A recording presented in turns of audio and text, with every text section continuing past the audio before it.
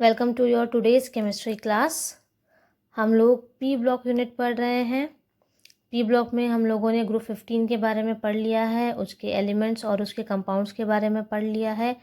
हम लोगों ने ग्रुप 16 के फिज़िकल और केमिकल प्रॉपर्टीज़ पढ़ लिए हैं, उसके क्वेश्चंस डिस्कस कर लिए हैं। और आज के क्लास में हम लोग स्टार्ट करेंगे ग्रुप 16 के फर्स्ट एलिमेंट यानी कि ऑक्सीजन से।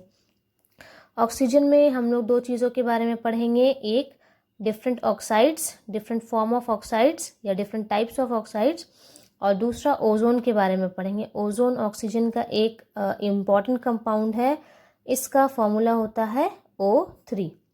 तो ओजोन के बारे में पढ़ेंगे, उसके मेथड्स ऑफ प्रिपरेशन के बारे में पढ़ेंगे, प्रॉपर्टीज़ के बारे में पढ़ेंगे और यूजेस के बारे में पढ़ेंगे। ओके, तो स्टार्ट करते हैं ऑक्साइड्स से। A number of metals and non-metals reacts with oxygen, that is O2, to form their respective oxides. Oxides are the binary compounds of metal and non-metal with oxygen.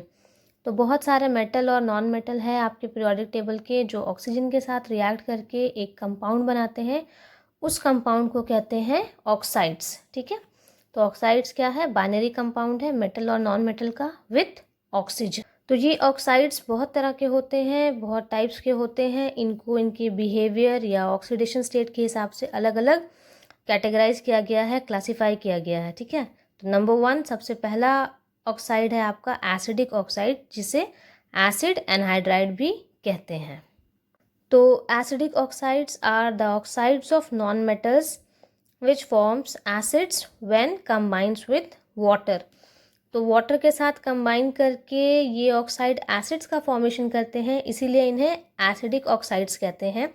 और ये acids का formation करने की वजह से acidic anhydride भी कहलाते हैं, या फिर अगर बेस के साथ रिएक्ट करे तो ये सॉल्ट का फॉर्मेशन करते हैं, यानी कि बेस को न्यूट्रलाइज कर देते हैं, इसीलिए एसिडिक ऑक्साइड को एसिड एनहाइड्राइड भी कहते हैं। तो कार्बन डाइऑक्साइड फॉर एग्जाम्पल अगर वाटर के साथ रिएक्ट करेगा तो ये कार्बोनिक एसिड में कन्वर्ट हो जाएगा। सल्फर डाइऑक्साइड अगर वाटर के साथ रिएक्ट कर रहा है तो ये सल्फ्यूरस एसिड बना देगा। नाइट्रोजन डाइऑक्साइड वाटर के साथ रिएक्ट करके नाइट्रस एसिड बनाएगा HNO2, और N2O5 आपका नाइट्रिक एसिड में कन्वर्ट हो जाएगा। उसी तरह से P4O10 ये कन्वर्ट हो जाएगा H3PO4 यानी कि फॉस्फोरिक एसिड में। ठीक है, तो ये जितने भी ऑक्साइड्स हैं इन सब का नेचर क्या होता है? कोवैलेंट।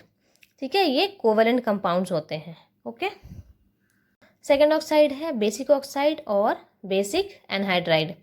एनहाइड्राइड इसीलिए क्योंकि ये वाटर के साथ कंबाइन करके बेस का फॉर्मेशन करेंगे, या फिर एसिड के साथ रिएक्ट करके यानी कि एसिड को न्यूट्रलाइज करके सॉल्ट का फॉर्मेशन करेंगे, सॉल्ट में कन्वर्ट हो जाएंगे। ठीक है, तो basic oxides are the oxides of metals is said to be basic if it combines with water to form base.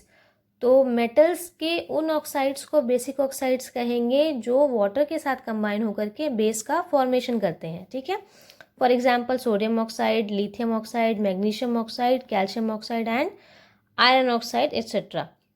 तो ये सारे ऑक्साइड्स वाटर में डिजॉल्व होकर के बेस में कन्वर्ट होते हैं, इसीलिए इन्हें बेसिक ऑक्साइड्स कहते हैं। ठीक है, और बेसिक ऑक्साइड्स आयनिक नेचर के होंगे, यानी कि इनके बीच में आयनिक बॉन्ड होगा। Alright, third type of oxide है amphoteric oxides. The oxides which reacts with both acids and bases are called amphoteric oxides. तो एम्फोटेरिक ऑक्साइड्स वो ऑक्साइड्स हैं जो एसिड और बेस दोनों के साथ रिएक्ट करेंगे। ठीक है, फॉर एग्जाम्पल आपके aluminium oxide, zinc oxide, tin oxide etcetera. Fourth type of oxide है न्यूट्रल ऑक्साइड्स। ठीक है, oxides which neither reacts with acids nor bases are called neutral oxides. For example, CO, NO, H2O, N2O etc. तो neutral oxides वैसे oxides को कहते हैं जो ना ही एसिड्स के साथ रिएक्ट करते हैं और ना ही बेसिस के साथ रिएक्ट करते हैं, जैसे फॉर एग्जांपल आपके carbon monoxide, nitric oxide, water, nitrous oxide etcetera. ये सब ना एसिड के साथ रिएक्ट करते हैं और ना बेसिस के साथ रिएक्ट करते हैं, इनका नेचर न्यूट्रल होता है। Okay, fifth type of oxide है peroxides. Oxides in which oxidation state of oxygen is -1। तो वैसे ऑक्साइड जिसमें ऑक्सीजन का ऑक्सीडेशन स्टेट -1 होता है उसे परऑक्साइड कहते हैं। फॉर एग्जांपल H2O2 यानी कि हाइड्रोजन परऑक्साइड और N2O2। ओके। और सिक्स्थ ऑक्साइड है, सिक्स टाइप ऑफ ऑक्साइड है आपका super oxide, oxide in which oxidation state of oxygen is -1/2। और एक ही कंपाउंड है जिसमें ऑक्सीजन का ऑक्सीडेशन स्टेट -1/2 होता है, वो है आपका पोटेशियम सुपर ऑक्साइड KO2। तो ये है कुछ oxides of different metals and non metals. Okay. और नेक्स्ट अब आते हैं कंपाउंड ऑफ ऑक्सीजन पर, जो है आपका ओजोन, जिसका फॉर्मूला होता है O3। और ओजोन को ट्राई ऑक्सीजन भी कहते हैं क्योंकि इसमें 3 ऑक्सीजन होता है। ठीक है, तो स्टार्ट करते हैं इसके प्रिपरेशन से, प्रिपरेशन ऑफ ओजोन और ट्राई ऑक्सीजन। तो ओजोन इज प्रिपेयर्ड और obtained by passing silent electric discharge through dry oxygen in an apparatus called ozonizer. तो एक एपरेटस में साइलेंट इलेक्ट्रिक डिस्चार्ज के थ्रू ड्राई ऑक्सीजन कन्वर्ट हो जाएगा आपके ओजोन में, दैट इज O3 में। ओके। और नेक्स्ट है स्ट्रक्चर ऑफ ओजोन। तो ये है आपके ओजोन का स्ट्रक्चर, जिसमें सेंट्रल एटम जो आपका ऑक्सीजन होगा उसका हाइब्रिडाइजेशन होगा sp2 और इस मॉलिक्यूल का शेप होगा angular. Alright. Next properties of ozone. ठीक है, तो फिजिकल प्रॉपर्टी से स्टार्ट करते हैं। पहली फिजिकल प्रॉपर्टी है ozone is a pale blue gas with characteristic smell. तो इसका अपना एक स्ट्रॉन्ग कैरेक्टरिस्टिक स्मेल होता है और इसका कलर होता है पेल ब्लू। ठीक है, इस गैस का कलर होता है pale blue. Second physical property है ozone is heavier than air. ये एयर से हैवी होता है, अबाउट 1.6 टाइम्स हैवी होता है एयर से। ठीक है। थर्ड फिजिकल प्रॉपर्टी है when cooled ozone condenses into a deep blue liquid having boiling point 161 kelvin and to a violet black solid having the melting point of 80 kelvin. तो ozone की boiling point होती है 161 kelvin और melting point होती है 80 kelvin. Liquid form में ये deep blue colour का होता है और जब सॉलिड फॉर्म में आता है तो इसका कलर हो जाता है violet black. Okay. Fourth physical property है ozone is slightly soluble in water but dissolves in organic solvents such as turpentine oil, cinnamon oil और कार्बन टेट्राक्लोराइड etc. तो ओजोन वाटर में स्लाइटली सॉल्युबल है लेकिन organic solvent में आसानी से dissolve हो जाता है, जैसे for example in turpentine oil, तारपीन के तेल में, सिनेमन ऑयल यानी कि दालचीनी के तेल में और कार्बन टेट्राक्लोराइड में। ओके। और फिफ्थ फिजिकल प्रॉपर्टी है ozone is diamagnetic while dioxygen is paramagnetic. तो ओजोन की मैग्नेटिक प्रॉपर्टी होती है डायामैग्नेटिक, इसमें सारे इलेक्ट्रॉन्स पेयर्ड अप होंगे और डाईऑक्सीजन में यानी कि O2 में आपका पैरामैग्नेटिज्म शो करेगा O2, जिसमें आपके अनपेयर्ड इलेक्ट्रॉन होंगे। नेक्स्ट अब आते हैं केमिकल प्रॉपर्टीज़ ऑफ ओजोन पर या केमिकल रिएक्शंस ऑफ ओजोन में ओजोन किस तरह से बाकी एलिमेंट्स के साथ, कंपाउंड्स के साथ या खुद ही डिकम्पोज होकर के किस तरह से रिएक्शंस में प्रोसीड करता है। ओके। तो पहली केमिकल प्रॉपर्टी है neutral character. Ozone is neutral to litmus. Ozone neutral होता है, ये लिटमस पर कोई असर नहीं करेगा, ना ही ये ब्लू को रेड करेगा और ना ही रेड को ब्लू करेगा, कोई इफेक्ट नहीं होगा ओजोन का लिटमस पेपर पर। ओके। सेकेंड केमिकल प्रॉपर्टी है आपका डिकम्पोजिशन। तो ओजोन डिकम्पोज करके यानी कि टूट करके वापस ये डाईऑक्सीजन में O2 में कन्वर्ट हो जाता है। ओके। थर्ड केमिकल प्रॉपर्टी है ऑक्सीडाइजिंग कैरेक्टर। ये ओजोन का बहुत इंपॉर्टेंट कैरेक्टर है, बहुत इंपॉर्टेंट प्रॉपर्टी है। आपके एग्जाम में ऑक्सीडाइजिंग कैरेक्टर के ऊपर क्वेश्चंस पूछे जाते हैं। तो ozone is a powerful oxidizing agent as it decomposes to give dioxygen and atomic oxygen that is nascent oxygen. तो ओजोन डिकम्पोज कर जाता है और टूट जाता है डाई ऑक्सीजन और एटॉमिक ऑक्सीजन यानी कि नेसेंट ऑक्सीजन में, और यही जो आपका नेसेंट ऑक्सीजन है ये रिस्पॉन्सिबल होता है फॉर द ऑक्सीडाइजिंग प्रॉपर्टी या oxidizing behaviour of ozone. Ozone जो है वो आपके मेटल्स को ऑक्सीडाइज करता है, नॉन मेटल्स को ऑक्सीडाइज करता है और कंपाउंड्स को भी ऑक्सीडाइज कर देता है, ठीक है। तो पहला केमिकल रिएक्शन है oxidation of metal with ozone. For example silver metal जब ओजोन के साथ रिएक्ट करता है तो ये ऑक्सीडाइज होता है सिल्वर ऑक्साइड में और ओजोन डिकम्पोज हो जाता है आपके O2 में। उसी तरह से मर्क्यूरी आपके ओजोन के साथ रिएक्ट करके मर्क्यूरी ऑक्साइड का फॉर्मेशन करता है और डाइऑक्सीजन यानी कि O2 रिलीज होता है।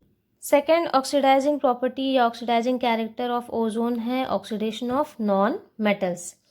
तो मॉइस्ट सल्फर, मॉइस्ट फॉस्फोरस और मॉइस्ट आयोडीन को ओजोन ऑक्सीडाइज कर देता है इनटू देयर रिस्पेक्टिव एसिड्स और खुद डिकम्पोज हो जाता है इनटू डाई ऑक्सीजन, ठीक है।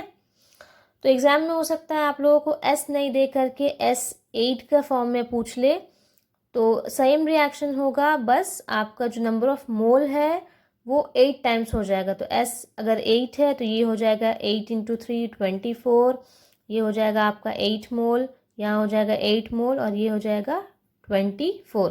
उसी तरह से अगर आपको P नहीं दे करके P4 के फॉर्म में क्वेश्चन पूछ ले तो ये इसका 2 टाइम्स हो जाएगा कि 2 मोल तो हम लोग पहले ही ले रहे हैं तो 2 मोल और बढ़ रहा है, तो 5 × 2 यानी कि 10 हो जाएगा। ये हो जाएगा आपका 6, ये हो जाएगा आपका 4 और ये हो जाएगा आपका 10, ओके। और थर्ड है आपका ऑक्सीडेशन ऑफ कंपाउंड्स। तो ओजोन कंपाउंड्स को भी ऑक्सीडाइज करता है। फॉर एग्जांपल HCl को जब ऑक्सीडाइज करता है तो हाइड्रोजन ऑक्सीडाइज हो जाता है आपका H2O में और क्लोराइड ऑक्सीडाइज हो जाता है क्लोरीन में और खुद ओजोन डिकम्पोज हो जाता है O2 डाइऑक्सीजन में। नेक्स्ट कंपाउंड है आपका लेड सल्फाइड, जिसको ऑक्सीडाइज करके ओजोन कन्वर्ट कर देता है लेड सल्फेट में और खुद डिकम्पोज हो जाता है O2 यानी कि ऑक्सीजन में।